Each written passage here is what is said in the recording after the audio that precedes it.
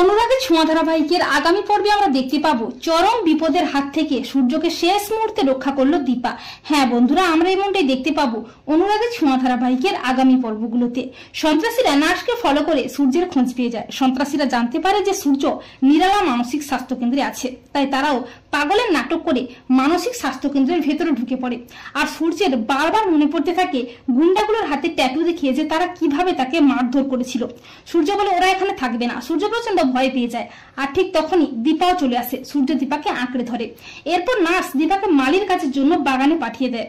আর সূর্যের কেবিনে যখন কেউ থাকে না, সেই সুযোগে সন্ত্রাসী লোকটি সূর্যকে বলে, দে বলছি আমাদের ছোট্ট জিনিসটা দিয়ে দে, না হলে তোকে এখানেই শেষ করে ফেলবো। সূর্য প্রচন্ড ভয় পেয়ে নিজেকে বাঁচাতে জানালা খুলে বাইরে বেরিয়ে পড়ে। আর অপরদিকে দীপা যখন বাগানে কাজ করছিল, তখন আড়াল থেকে শুনতে পায় সন্ত্রাসী লোকটি তাকে যেন ফোনে বলছে কাজ হয়ে যাবে। তখন দীপা বুঝতে পারে সেই লোকটি আসলে পাগল নয়, ও মিথ্যে পাগলের নাটক করে ঢুকেছে ডাক্তারবাবুর কোনো ক্ষতি করার জন্য। দীপা তড়িঘড়ি করে ছুটে আসে সূর্যের কাছে, কিন্তু সূর্যের কেবিনের দরজাটি ভেতর থেকে বন্ধ থাকায় দীপা বুঝতে পারে ডাক্তারবাবু বিপদে আছে। তখন দীপা ডাক্তারবাবু ডাক্তারবাবু বলে চিৎকার করতে থাকে। আর দীপার মুখে ডাক্তারবাবু ডাকটি শুনে নার্স ও ডক্টর লাহিড়ির মনে সন্দেহ হতে থাকে। অপরদিকে সূর্য যখন রাস্তায় হাঁটছিল, তখন গুন্ডা দুটো সূর্যকে ঘেরাও করে। সূর্য বলে, আমি বাড়ি যাব, আমাকে যেতে দাও, আমার কাছে কিছু নেই। কিন্তু গুন্ডারা কোনো মতেই সূর্যকে ছাড়ে না। বলে, আমাদের জিনিসটা দে বলছি, না হলে তোকে এখানেই শেষ করে ফেলবো।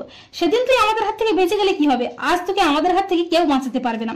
সূর্য চিৎকার করে বলে, বাঁচাও বাঁচাও, আমাকে ওরা মেরে ফেলবে। অপরদিকে দীপা সূর্যের বিপদ বুঝতে পেরে তড়িঘড়ি করে উন্মাদের মতো ছুটে আসতে থাকে।